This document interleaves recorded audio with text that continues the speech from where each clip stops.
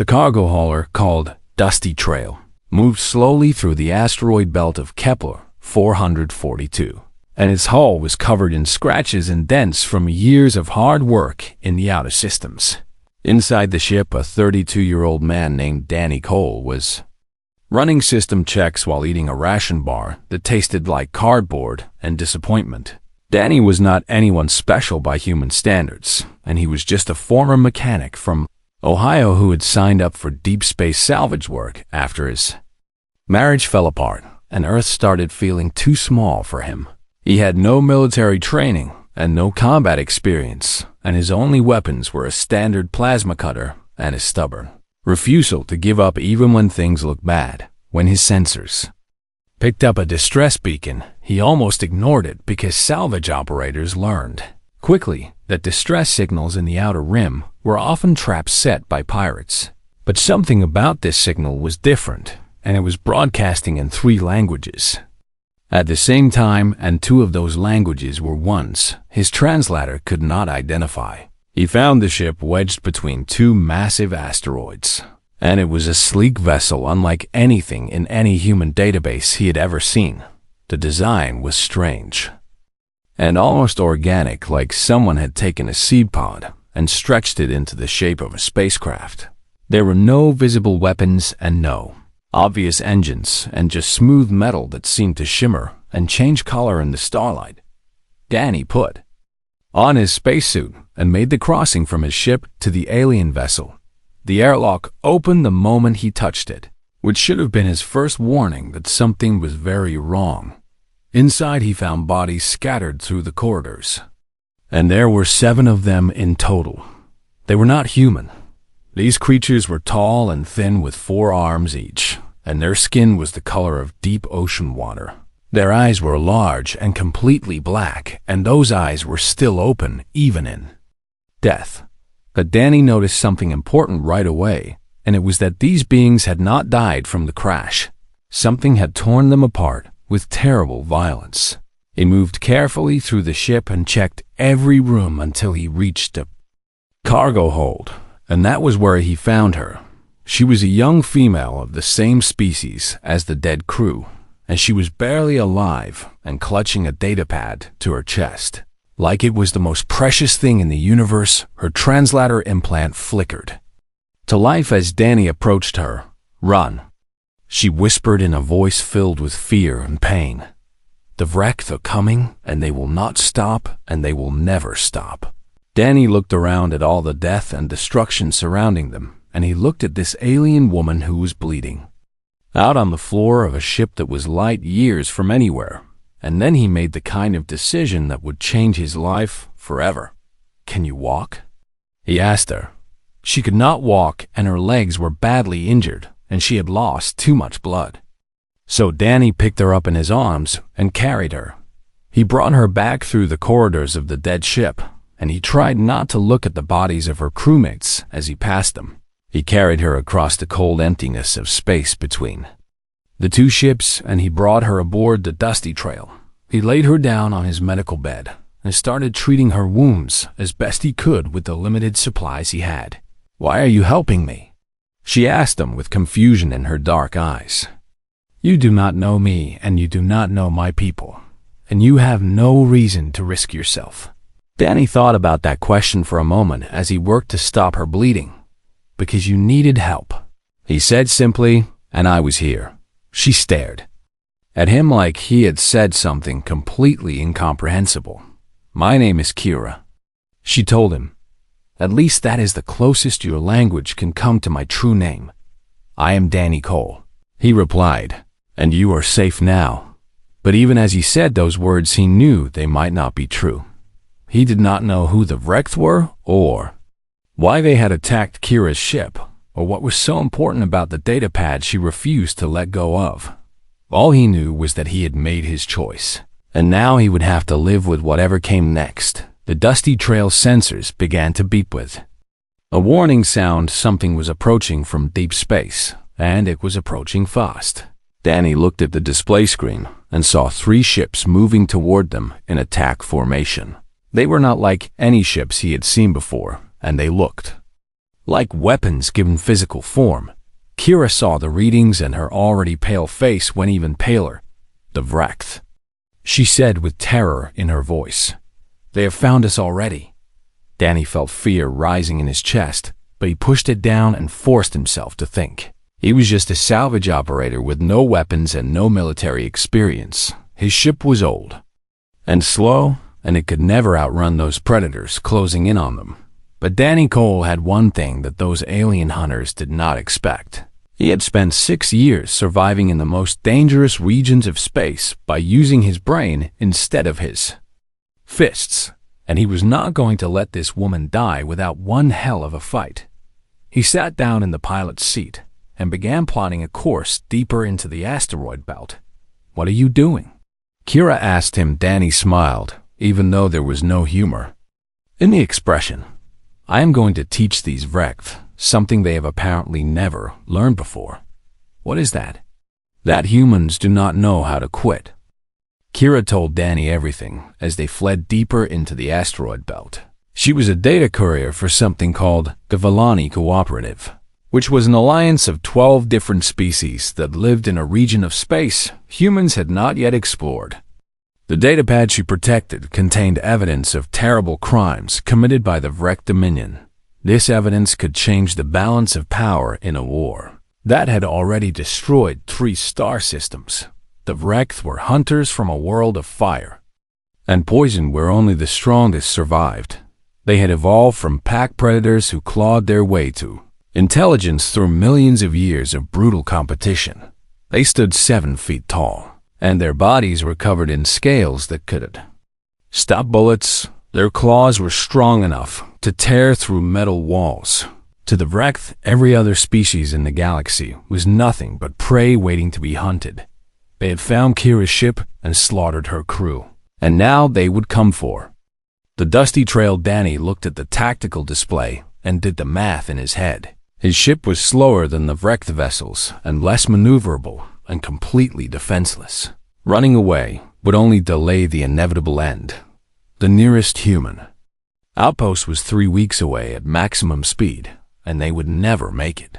So Danny did something the Vrecht did not expect. He stopped running. The asteroid belt was like a maze made of rock and metal and ice. It was the graveyard of a planet that had tried to form billions of years ago, but never quite managed to pull itself together. Danny had spent 6 years navigating places like this and learning their secrets. He knew how to read the patterns of drifting rocks and how to predict when collisions would happen. He knew how to hide in the sensor shadows of tumbling mountains of iron, and he knew how to turn this entire region of space into a death trap. The Vrecht sent 3 scout ships first, and they moved with lazy confidence. They were scanning for heat signatures and engine emissions and all the normal signs of prey trying to escape. They did not scan for the plasma cutter that Danny had attached to the bottom of an asteroid. He had programmed it to activate when a ship passed underneath. The first scout lost its entire engine section in a single blast and went spinning away into the darkness. Its crew screamed for help on frequencies that Danny had already muted. The second scout came looking for its companion and found the wreckage floating in a debris field. It did not find the mining charges that Danny had hidden among the broken rocks until those charges exploded all around it. The blast ripped the scout apart and sent burning pieces tumbling in every direction. The third scout turned and ran back toward the main Vrecht fleet. Danny let it go. He wanted them to know that something had changed. He wanted them to understand that hunting this human was going to cost them more than they expected. Back on the dusty trail, Kira watched Danny work with a mixture of confusion and amazement. "You destroyed 2 of their ships," she said, "with mining equipment and a plasma cutter." "I destroyed 2 of their ships with planning and patience," Danny corrected her. "The tools do not matter as much as how you use them. But you are just one human and you have no weapons and no training, and they will send more ships now." Danny nodded as he studied the asteroid field, looking for his next opportunity. "Yes, they will send more ships and probably a lot more, and that is exactly what I am counting on." Kira did not understand, and her confusion showed clearly on her blue face. You want them to send more hunters after us? I want them to think they understand what they are dealing with, Danny explained. Right now they think I got lucky or that their scouts made a mistake, and they will send more ships to correct that mistake. And then, Danny smiled, and it was not a nice smile. And then I will show them what a real predator looks like. He spent the next 18 hours preparing the battlefield. He moved through the asteroid field in his spacesuit and planted explosives and set traps. He used fuel canisters from his own ship to create false heat signatures that would confuse enemy sensors. He programmed small drones to broadcast engine sounds from empty locations. He turned 7 asteroids into weapons by attaching thrusters and explosive payloads to their surfaces. Kira watched him from the ship, and she did not understand how one human could work for so long without rest. Do your people not need sleep? She asked when he finally returned. Danny laughed, even though he was exhausted down to his bones. We need sleep like everyone else, but we can ignore that need when something more important is at stake. That is not rational. No, it is not rational at all, and that is exactly why the Vrecht will not see me coming. Outside, the ship sensors detected a massive energy signature approaching from deep space. The Vrecht were coming, and they were not sending scouts this time. They were sending a war fleet. Commander Vrecht of the hunter-killer ship Crimson Fang received the scout report with what passed for amusement among his people. 2 ships destroyed by a single human in a salvage vessel. The scout commander would be executed for this embarrassing failure, but the situation itself was almost interesting. The Vrecht had hunted 1,000 species across 100 worlds, and they had faced warriors and soldiers and entire fleets.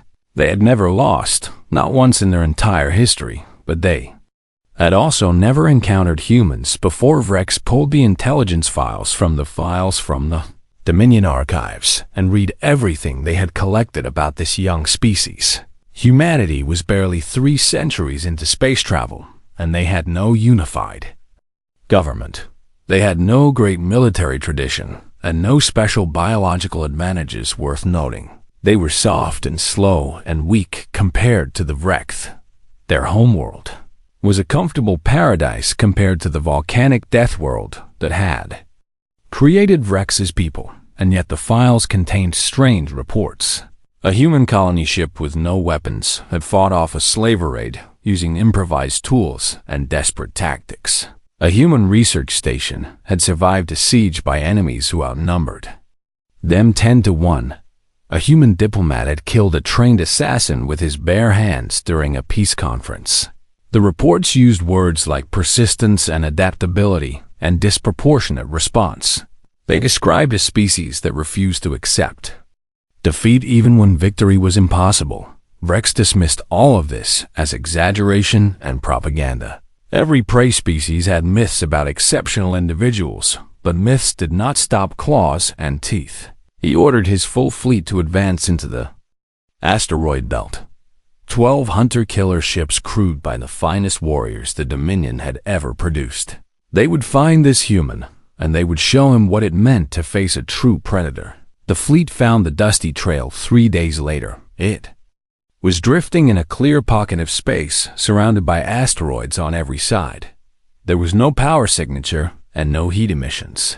The ship appeared to be dead and helpless. Vrecht smiled, and all 3 rows of his teeth gleamed in the light. Board the vessel, he commanded. I want the human alive so he can watch as we tear his ship apart piece by piece. 20 warriors crossed to the salvage vessel in boarding pods. They breached the hull and moved through the corridors in perfect formation. They searched every compartment and every storage space. The ship was empty, not just empty of the human, but empty of everything. The cargo hold had been stripped bare, and the engineering section was a hollow shell. Even the life support systems had been removed, and then the asteroids started to move. Danny had spent 3 days preparing for this moment. He had hollowed out 7 asteroids and fitted them with engines taken from his own ship.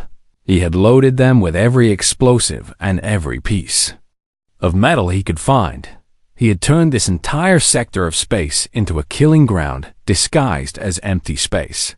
The first asteroid struck the Crimson Fang in the middle of the ship and breached 3 decks. 100 wrecked warriors were sucked into the vacuum of space. The second and third asteroids hit the ships on either side and crippled their engines. The fourth and fifth and sixth asteroids were decoys painted with metallic dust to fool sensors, while the wrecked wasted their weapons. Shooting at rocks that contained nothing, the seventh asteroid flew straight into the flagship reactor. The explosion was bright enough to see from 1,000 kilometers away. Commander Vrex was still on the bridge when Danny appeared through the sputter smoke. The human was wearing a wrecked pressure suit that he had taken from the boarding party. He was holding a weapon that he had built from parts scavenged from 3 different species. Rex was dying, and he knew it, but he managed to speak one word: how. Danny looked at this alien who had called himself a predator. He looked at this creature who had hunted innocent people across the stars, and he felt nothing but exhaustion. You never asked the right question. Danny said, you asked what humans are, but you should have asked what we become when we have nothing left to lose. The remaining wrecked ships tried to flee, but the asteroid field had become a maze of death. Explosions lit up the darkness one after another. Ships crashed into rocks they could not see coming. Warriors died without ever understanding what had killed them. When it was over, Danny floated alone in the wreckage of 12 destroyed vessels.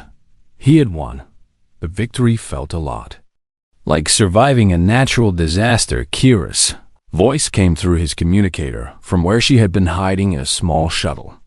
Danny, are you alive? He laughed, and it was the tired laugh of a man who had just done the impossible. I am still here, he said, and so is your data. How did you do this? Danny looked at the burning ships and the scattered bodies and the chaos he had created with nothing but determination and creativity. I did what humans do, he said. I refused to give up.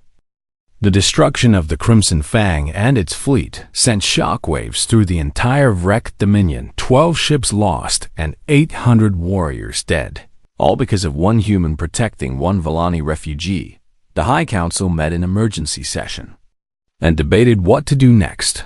Some leaders demanded immediate revenge and wanted to send 100 ships or 1,000 ships to destroy whatever rock the human was hiding under. Others urged caution because the human had shown abilities that did not match anything in their intelligence files. Maybe they were more like him, and maybe humanity was not the easy prey they appeared to be. Meanwhile, Danny and Kira drifted through space in a captured wreck shuttle. They were heading toward Volani territory, where Kira could deliver her evidence. The datapad was still safe, and its contents could expose the wrecked crimes to the entire galaxy. But they were not alone. The Vrecht had deployed their most dangerous asset. They called them hunters, and they were elite trackers who worked alone. These individuals were so skilled and so ruthless that they had never failed to catch their target. The hunter following Danny was named Sketh, and she had been chasing intelligent prey for longer than humans had known how to make fire. Sketh was different from the warriors Danny had faced before. She did not rely on numbers or heavy weapons. She was patient and methodical, and she tracked her targets through the tiny traces they left behind: radiation signatures and waste heat and the smallest disturbances in cosmic dust. She found them at a refueling station on the edge of Volani space. It was a rundown place filled with refugees and smugglers and people who asked no questions. Danny had hoped to disappear among the chaos of the border zones, but Sketh had informants everywhere and sensors watching every approach. She had been building her network for centuries. She cornered Danny in a cargo bay that was 400 meters of open space, filled with shipping containers and salvaged equipment. Kira was hidden somewhere else in the station, with the datapad waiting for a signal that might never come. You are impressive, Sketh admitted as she circled Danny with lazy confidence.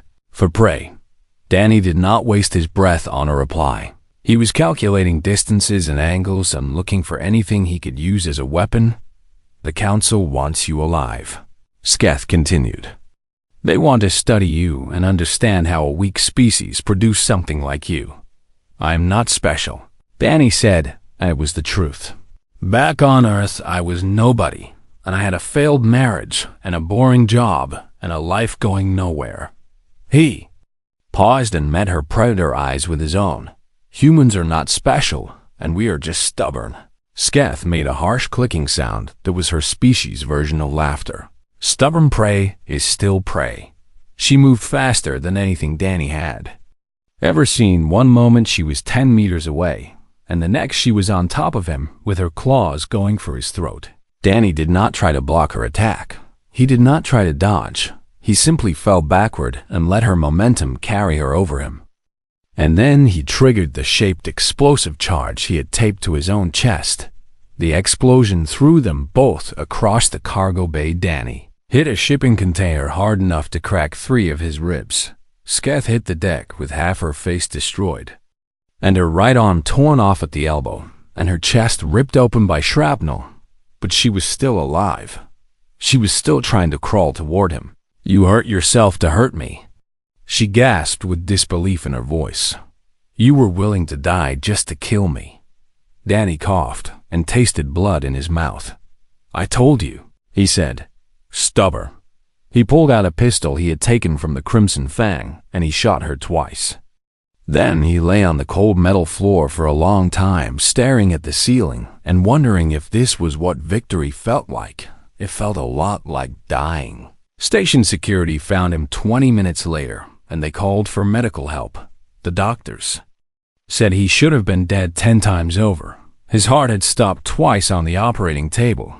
But humans were strange creatures, and Danny Cole was stranger than most. He refused to stop breathing, even when his body had every reason to quit. Kira came to see him in the medical bay after the surgery. The data has been transmitted, she told him. Every world in the cooperative will know what the Wrecked have done. Danny tried to smile, but his face hurt too much. Good, he managed to say. That is good. Why did you do it? Kira asked, and her voice was soft. Why did you risk everything for me and for people you have never met? Danny thought about that question for a long moment. Because someone had to, he finally said. And I was there. Kira did not understand. She wondered if she ever would. The evidence from Kira's datapad spread across the galaxy like fire. Every world in the Villani Cooperative learned what the Wrecked had done. The Dominion had committed genocide on 4 worlds and sterilized entire populations and enslaved whole species. They had broken every treaty and violated every principle of civilized behavior. The war that followed lasted 3 years. For the first time in their history, the Wrecked found themselves fighting against a unified enemy. 12 species had finally found the courage to stand together against the hunters who had terrorized them for so long. And at the center of it all, a legend grew, they called. Danny the Ghost of Kepler and the human who hunted the hunters. Stories about him spread through every corner of known space. Some of the stories were true, and some were exaggerated, and some were completely made up. But they all carried the same message: humans were not prey. They looked weak, and they seemed harmless, but if you pushed them too far, they became something terrifying. Danny did not feel like a legend. He spent most of the war in hospitals, recovering from injuries that would have killed any other species. His body was more machine than flesh by the end. Implants and synthetic organs and metal bones held him together. He had become something that was not quite human anymore, but his stubborn spirit remained unchanged. When the Wrecked finally surrendered, their High Council was arrested and their military was destroyed. The species that had called themselves the ultimate predators learned what it meant to become prey. Kira came to visit Danny at a recovery center on a quiet moon far from the fighting. She had become a hero too, and she had been offered positions of power and honor throughout the cooperative. She had refused them all. I wanted to thank you, she said as she sat beside his bed. "For carrying me off that ship and for protecting the data and for everything." Danny shrugged, and something in his rebuilt shoulder made a clicking sound. "You would have done the same for me." "No," Kira said softly. "I would not have, and my people would not have either, because we calculate risks and measure costs and make rational decisions based on survival." She paused, and her dark eyes studied his scarred face. "You charged into certain death to save a stranger, and that is not rational at all." Danny looked out the window at the stars. There were so many of them stretching out into infinity, cold and distant and completely indifferent to the tiny creatures fighting wars in their light. "Maybe not," he said, "but I think that is exactly the point." He turned to face her. "The universe does not care about us, and it is empty and cruel and random. But that just means the only thing that matters is the choices we make anyway." He thought about Earth and the life he had left behind. He thought about his ex-wife and his old job, and all the years he had spent feeling like nothing he did mattered. The Vrek thought they were apex predators because they were stronger and faster and more vicious than everyone else. He shook his head slowly. "But being dangerous does not make you an apex predator, and what matters is being determined and being willing to do whatever it takes to survive. And humans are willing to do anything." "Kira?" asked. Danny smiled, and there was something in his eyes that made even Kira feel a chill. "You have no idea what we are capable of." 20 years passed. Human ships crossed into cooperative space for the first time. They came as traders and diplomats, and scientists and explorers. They were welcomed as allies and friends and partners. But in the quiet halls of power, there was always a careful respect when humans were discussed. Everyone remembered what had happened to the Vrek. Danny never returned to Earth. He settled on a small moon at the edge of Villani space, where the gravity was gentle and the nights were long.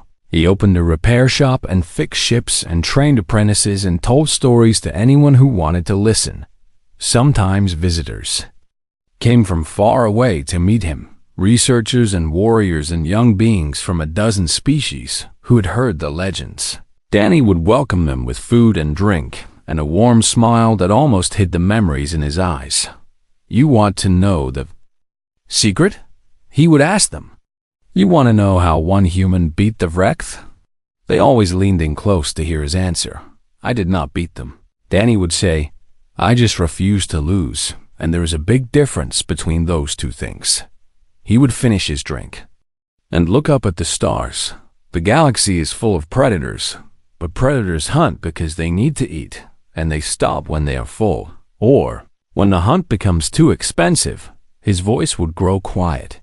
"Humans do not hunt because we are hungry, and we do not stop when things get hard, and we will keep fighting long after any sane creature would have given up." He would smile at his guests. The Vrek were killers, but humans are survivors, and in the end, survivors always outlast the things that try to kill them. Outside the window, the stars burned cold and eternal, and somewhere among them the legend of Danny Cole lived on. A reminder to every species in the galaxy: never underestimate a human with nothing left to lose.